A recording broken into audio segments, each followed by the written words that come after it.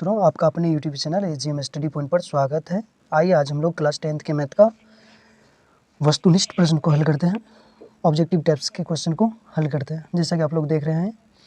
तो आइए शुरू करते हैं। पहला क्वेश्चन क्या कहता है? पहला क्वेश्चन कह रहा है प्रथम भाज्य और अभाज्य संख्या का महोत्सव है।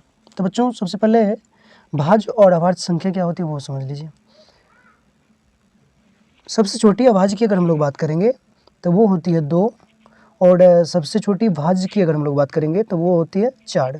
तो इन दोनों की महोत्सव की अगर हम लोग बात करेंगे तो वो आ जाएंगे 2। इन दोनों का महोत्सव आप अगर निकालिएगा तो वो आ जाएगा 2। इसका आंसर जो है 2 सही हो जाएगा। चलिए अगला क्वेश्चन देखिए क्या कहा। निम्नलिखित में किसका दशमलव प्रसार शांत है? तो दशमलव प्रसार शांत उन्हीं का होता है जिनका हर का गुणनखंड जब करेंगे तो उनका जो है केवल 2 और 5 आता है। तो इनमें से हम जब सबका करके देखेंगे तो लगभग सभी का बी सी डी का जो है वो 2 और 5 के अतिरिक्त कोई भी गुणनखंड होता है, लेकिन केवल ए ऑप्शन जो है इसमें अगर हम गुणनखंड करेंगे इसका हर का तो 2 और 5 आएगा, मतलब 2 गुना 5 गुना 5 आएगा। तो जिसका हर का गुणनखंड करे तो 2 और 5 आए तो उसका दशमलव प्रसार जो है वो शांत होता है हमेशा। चलिए अगला क्वेश्चन देखते हैं हम लोग क्या कहता है। अगला क्वेश्चन कह रहा है निम्नलिखित में से कौन सा परिमेय संख्या है? निम्नलिखित में से कौन परिमेय संख्या है? तो परिमेय संख्या की अगर हम बात करेंगे तो ये भी नहीं है, ए नहीं है, बी नहीं है, सी नहीं है, डी ऑप्शन सही है, क्योंकि 1 का जब हम लोग वर्गमूल करेंगे तो उसका आंसर 1 आ जाएगा और 25 का वर्गमूल 5 होता है, तो डी ऑप्शन इसका सही हो जाएगा। अगला क्वेश्चन है 4 - √3 संख्या है, तो 4 - √3 जो है वो अपरिमेय संख्या है। चलिए अगला क्वेश्चन को देखिए क्या कहता है। अगला क्वेश्चन कह रहा है 2 परिमेय संख्याओं के बीच अधिकतम कितनी अपरिमेय संख्या हो सकती है?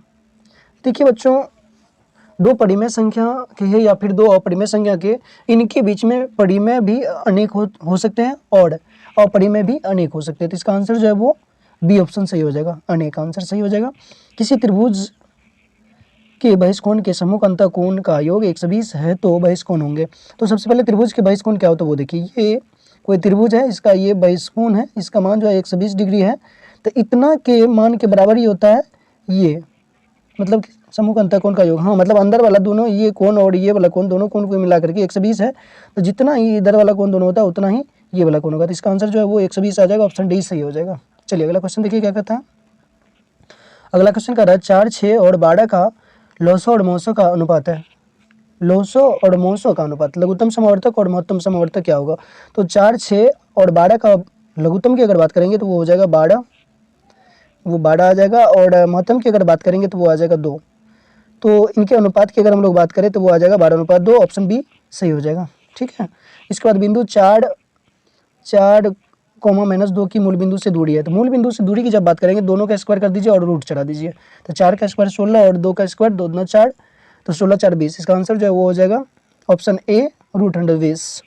निम्नलिखित में कौन सम अभाज्य संख्या? सबसे पहले बच्चों सम और अभाज्य संख्या, तो केवल एक ऐसी अभाज्य संख्या 2 है जो सम होते हुए अभाज्य है, बाकी जितनी भी अभाज्य संख्या है वो सम नहीं है, विषम है। तो इसका आंसर जो है वो 2 हो जाएगा। ऐसे हम कह सकते हैं सबसे छोटी अभाज्य संख्या जो होती है वो 2 होती है। तो इस टाइप से आपसे ये प्रश्न पूछा जा सकता है। चलिए अगला क्वेश्चन की ओर हम लोग बढ़ते हैं, देखते हैं क्या कहता है। अगला क्वेश्चन कह रहा है यदि किसी एपी का nवां पद 5n - 2 हो तो प्रथम पद है। तो इसका प्रथम पद क्या होगा वो ज्ञात करने के लिए बोला जा रहा है। तो प्रथम पद की अगर हम लोग बात करेंगे तो t1 बराबर हो जाता है, मतलब n की जगह पर जो है यहाँ पे n की जगह पे अगर हम 1 डालेंगे तो आ जाएगा 5 - 2, मतलब 3 बचेगा, तो 3 जो है इसका आंसर आ जाएगा। अगला क्वेश्चन हो जाएगा 22/√7 कौन सी संख्या है? तो 22/√7 जो है वो अपरिमेय संख्या है। अगला क्वेश्चन देखिए बहुपद x² - 15 के शून्यक है। तो इसका अगर हम शून्य की बात करेंगे तो वो हो जाएगा ऑप्शन बी सही, मतलब प्लस माइनस में √15, प्लस माइनस में √15। चलिए अगला क्वेश्चन देखिए क्या कर रहा है। एक रैखिक समीकरण का घात होता है, एक रैखिक समीकरण की घात की अगर बात करेंगे तो वो होता है 2। द्विघात समीकरण की अगर घात की बात करेंगे तो वो 2 होता है। रैखिक समीकरण का घात जो होता है वो 1 होता है। त्रिघातीय समीकरण की अधिकतम घात जो होता है वो 3 होता है।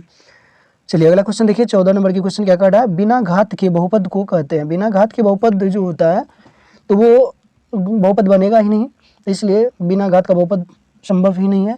तो इनका आंसर जो है ऑप्शन डी सही हो जाएगा, इनमें से कोई नहीं है। चलिए किसी पूर्णांक m के लिए सम संख्या का रूप हो सकता है, तो इनमें जो है ऑप्शन सी सही हो जाएगा, कोई भी संख्या को जब हम गुना करेंगे, जैसे मान लीजिए 1 को गुना करेंगे 2 से तो ये आ जाएगा हमारे पास 2 सम संख्या हो जाती है।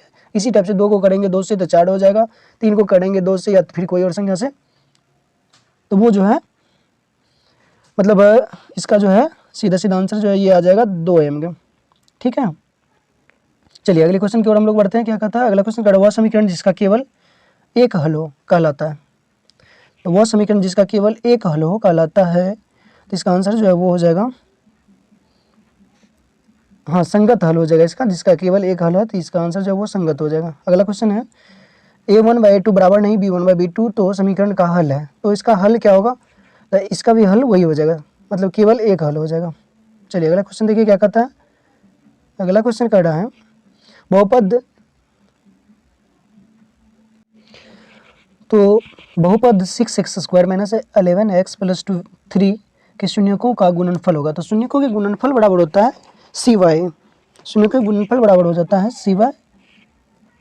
cy होता है। तो इसमें देखिए cy की अगर हम बात करेंगे तो c हो जाएगा 3, अब a का वैल्यू जो है वो 6 हो जाएगा, काटेंगे तो ये आ जाएगा 1/2 आ जाएगा। इसका आंसर जो है 1/2 हो जाएगा, ऑप्शन सी हो जाएगा सही।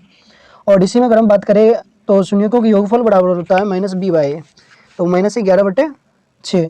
तो शून्यकों के योगफल अगर पूछता तो +11/6 हो जाता, ऑप्शन ए हो जाता। लेकिन यहाँ पे पूछा जा रहा है कि शून्यकों के गुणनफल क्या होगा, तो सिवाय ऐसे अगर हम देखेंगे तो इसका आंसर जो है वो सी सही हो जाएगा। चलिए अगला क्वेश्चन देखिए क्या कहता है। यदि बहुपद x² - x + 1 के शून्यक अल्फा कोमा बीटा हो तो 1/α + 1/बीटा का मान है। तो इनका जब हम लोग सरल करेंगे तो ये आ जाएगा ऑप्शन बी सही हो जाएगा इसका आंसर। इनमें हम लोग जब इनको सरल करेंगे तो ये आ जाएगा, मतलब इन दोनों को लघुत्तम जब करेंगे तो इनका जो है इनका जब इनका जोड़ करेंगे तो ये अल्फा कोमा बीटा आ जाएगा लघुत्तम, और ये हो जाएगा बीटा + अल्फा। तो इसका सारा का मान जब बैठाएंगे तो ये आ जाएगा हमारा इस टाइप से, ऑप्शन बी सही हो जाएगा, मतलब एक निकल के आ जाएगा और ऑप्शन बी सही हो जाएगा इसका आंसर। चलिए अगला क्वेश्चन देखते हैं हम लोग क्या कहता है। 19 के बाद 20 में bx² + ax - c = 0 का विवेचक है। विवेचक अगर हम लोग निकालते हैं तो विवेचक बराबर होता है b² - 4ac। b² - 4ac। ठीक है, जब हम लोग इसका निकालेंगे तो ये आ जाएगा, तो b की जगह पे a है तो a² - 4ac, तो c का -c गुना हो जाएगा तो ये आ जाएगा, मतलब a² + 4bc, ऑप्शन ए सही हो जाएगा। चलिए अगला क्वेश्चन देखिए क्या कर रहा है। समांतर श्रेणी 2, 7, 12 का 10वां पद है। तो 10वां पद की अगर हम लोग बात करेंगे तो वो आ जाएगा 47। इसका अगर हम लोग निकालेंगे एन से तो वो निकल जाएगी, एन बराबर सूत्र लगा करके आराम से आप लोग निकाल सकते हैं, +n - 1 × d बराबर है। चलिए अगला क्वेश्चन को हम लोग देखते हैं क्या कहता है। अगला क्वेश्चन कर रहा है 1 से 100 के बीच के सभी प्राकृतिक संख्या के योग है। तो इनके योग हम लोग जब निकालेंगे तो वो आ जाएगा 50-50। इसका आंसर जो है वो ऑप्शन बी से हो जाएगा 50-50। इसी टाइप से देखिए इसका कर √2, √8, √18 का अगला पद क्या होगा, मतलब एपी का पद है ये, और अगला पद इसका क्या होगा तो वो आ जाएगा √32।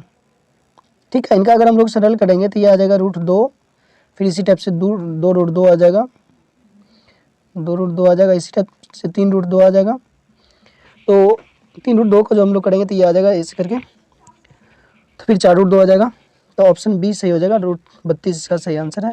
चलिए अगला देखिए क्वेश्चन क्या कर रहा है। 24 में 2 अंकों वाली कितनी संख्या 5 से विभाज्य है। 2 अंकों वाली कितनी संख्याएं हैं जो 5 से विभाज्य है, तो वो हो जाएगा 18 संख्या हैं जो 5 से विभाज्य है। तो इतना चीज़ पता होना चाहिए कि 2 अंकों की संख्या की शुरुआत कहाँ से होती है। जो 2 अंकों की संख्या एक जो है ये 10 से शुरू होकर के 99 पे समाप्त होती है। तो इनमें जो है 10 और 99 के बीच में 5 के ऐसे 18 गुणज हैं जो मतलब 5 से कटते हैं। ठीक है, अगला देखिए क्वेश्चन कह रहा है समांतर चतुर्भुज के समूह कोण डैश होते हैं। समांतर चतुर्भुज के समूह कोण की अगर हम लोग बात करेंगे तो वो समान होते हैं। समांतर चतुर्भुज के समूह कोण समान होते हैं। चलिए अगला क्वेश्चन देखिए क्या कह रहा है। अगला क्वेश्चन कह रहा है समचतुर्भुज के विकर्ण 6 सेंटीमीटर 8 सेंटीमीटर है तो इसकी प्रत्येक भुजा की लंबाई होगी। तो ये इसकी प्रत्येक भुजा की लंबाई की अगर हम बात करेंगे तो वो आ जाएगी 5 सेंटीमीटर। अब देखिए 5 सेंटीमीटर कैसे हो जाएगी, तो देखिए एक जो है वो समचतुर्भुज है। ठीक है, तो इसके विकर्ण जो होते हैं एक दूसरे पे लंब होते हैं, तो ये 3 आ जाएगी और ये जो है 4 हो जाएंगे। तो लम्स के अनुसार अगर हम कर्ण निकालेंगे तो 3 4 से जो है 3 3 9 और 4 चौका 16, 16 9 25 का वर्गमूल करेंगे 5 आ जाएगा। तो हमारा आंसर जो है वो ऑप्शन ए सही हो जाएगा 5। का निम्नलिखित या बिंदु -6, -7 की कोटि है। तो इसमें जो कोटि की बात करेंगे तो पहला वाला जो होता है वो भुज होता है और बाद वाला जो होता है वो कोटि होता है, तो इसका -7 हो जाएगा कोटि। चलिए अगला क्वेश्चन देखिए क्या कर रहा है। 11/25 का दशमलव प्रसार है। 11/25 की दशमलव प्रसार की अगर हम लोग बात करें बच्चों तो वो आ जाएगा 0.44। मूल बिंदु के निर्देशांक होते हैं, तो मूल बिंदु के निर्देशांक की अगर बात करेंगे तो वो होती है 0,0। मूल बिंदु मतलब दोनों का कटान बिंदु मतलब 0 0। चलिए 1 + cot स्क्वायर थीटा बराबर होता है cosec square theta, option C सही हो जाएगा। चलिए अगला क्वेश्चन की ओर बढ़ते हैं हम लोग फटाफट। अगला क्वेश्चन का 1 प्लस, अच्छा क्या था ये 1 + cot स्क्वायर ना, अच्छा फिर क्वेश्चन रिपीट हो गया, इसका आंसर वही हो जाएगा। चलिए अगला क्वेश्चन देखिए। साइन स्क्वायर 45 का मान होता है। साइन 45 का मान जो होता है, तो साइन स्क्वायर 45 की अगर हम लोग बात करेंगे तो साइन 45 का मान होता है 1/√2। तो इसका जब हम लोग वर्ग करेंगे तो वो आ जाएगा 1/2, मतलब इसका आंसर जो है ऑप्शन बी से हो जाएगा 1/2। चलिए अगला क्वेश्चन देखते हैं हम लोग क्या कहता है। कह साइन 5/13 है तो cos theta into sec theta और plus cot theta into tan theta का मान क्या होगा। देखिए दोनों एक दूसरे का अपोजिट है, ये और ये, तो सीधा सीधा अगर हम लोग निकालेंगे मान बैठा करके तो ये इनका जो मान होगा जो भी आए मतलब 5/13, तो ये सीधा सीधा कट के 1 + 1 मतलब 2 आंसर इसका सही हो जाएगा। 32 का आंसर जो है वो 2 हो जाएगा सही। ऐसे आप लोग निकाल सकते हैं, यहाँ पे कर्ण और लंब दिया हुआ, आधार निकाल करके आराम से सारा मान बैठाइएगा तो सीधा सीधा आंसर निकल जाएगा। चलिए अगला क्वेश्चन की ओर हम लोग बढ़ते हैं। भूमि से 100 मीटर ऊंचाई तथा 60 डिग्री के उन्नयन कोण पर उड़ती हुई एक पतंग की डोरी की लंबाई है। तो डोरी की लंबाई क्या होगी वो पूछा जा रहा है। जैसे एक कोई पतंग है जो उड़ रही है, ठीक है, तो ये डोरी की लंबाई क्या होगी, उन्नयन कोण इसका 60 डिग्री है यहाँ पे, ठीक है, और जो है ऊंचाई इसकी जो है वो 100 मीटर है। 60 डिग्री के उन्नयन कोण पर उड़ती हुई एक पतंग की डोरी की लंबाई है, तो डोरी की लंबाई क्या होगी वो पूछा जा रहा है। तो सबसे पहले एक त्रिभुज की आकार की बनेगी, जिससे मान लीजिए ये जो है इसका इस कोण का मान 60 डिग्री है, ठीक है, ये 60 डिग्री है और ये इसकी ऊंचाई जो है वो 100 मीटर है। तो इस डोरी की लंबाई क्या होगी ये पूछा जा रहा है यहाँ से। तो सीधा सीधा देखिए कि लंब जो है हमको पता है 100 डिग्री मतलब 100 मीटर और कर्ण पूछा जा रहा है। तो लंब और कर्ण किस में होती है वो दिमाग लगा करके हम लोग को काम करना है। तो साइन थीटा में, साइन 60 डिग्री में जो है वो लंब होती है, तो लंब बटे कर्ण हम कर सकते हैं। इससे आराम से हम लोग मान बैठा करके निकाल सकते हैं। तो जब मान बैठाएंगे तो वो आ जाएगा ऑप्शन सी, मतलब 200/√3 इसका जो है आंसर सही हो जाएगा। चलिए अगला क्वेश्चन देखिए। √3/2 किसका मान होता है। तो √3/2 जो है वो किसका मान होता है, तो ये होता है साइन 60 का मान। √3/2 साइन 60 का मान होता है। चलिए अगले क्वेश्चन की ओर हम लोग बढ़ते हैं, क्या कहता है। अगला क्वेश्चन कह रहा है 10π/3 का मान है। 10π/3, तो सबसे पहले जब त्रिकोणमिति में हम लोग पाई के मान की बात करेंगे तो वो होती है 180 डिग्री। तो 10 180/3 मतलब जो है 1060 का मान क्या आएगा। तो 1060 की अगर हम लोग मान की बात करेंगे तो वो 1060 का मान जो है वो इनमें से कोई नहीं हो जाएगा। इसका इनमें से कोई आंसर इसका जो है नहीं होगा, ठीक है, इनमें से कोई आंसर इसका नहीं होगा, क्योंकि 1060 का मान जो होता है वो होता है √3 का। तो √3 का जो है मान, इसमें √3 तो है नहीं, तो इसका आंसर जो है वो ऑप्शन डी सही हो जाएगा। इसका मान होता है √3 का, ठीक है। चलिए अगले क्वेश्चन की ओर हम लोग बढ़ते हैं। अगला क्वेश्चन है साइन 48 - cos 42। इसका आंसर जो है वो हो जाएगा 0 डिग्री, ऑप्शन डी सही हो जाएगा। क्योंकि साइन 48 - cos 42 इसका अगर हम मान चेंज करेंगे तो वो हो जाएगा, दोनों माइनस बराबर आ जाएगा, इसलिए जो है साइन 48 - साइन 48 बराबर 0 आ जाएगा। चलिए दो समान भुजा वाले वर्ग होते हैं। दो समान भुजा वाले वर्ग जो होते हैं वो सर्वांग तो होते ही हैं और इसके साथ ही वो समरूप भी होते हैं। तो इसलिए इसका आंसर जो है वो ऑप्शन सी सही हो जाएगा। ऑप्शन सी इनमें से दोनों हो जाएगा सही।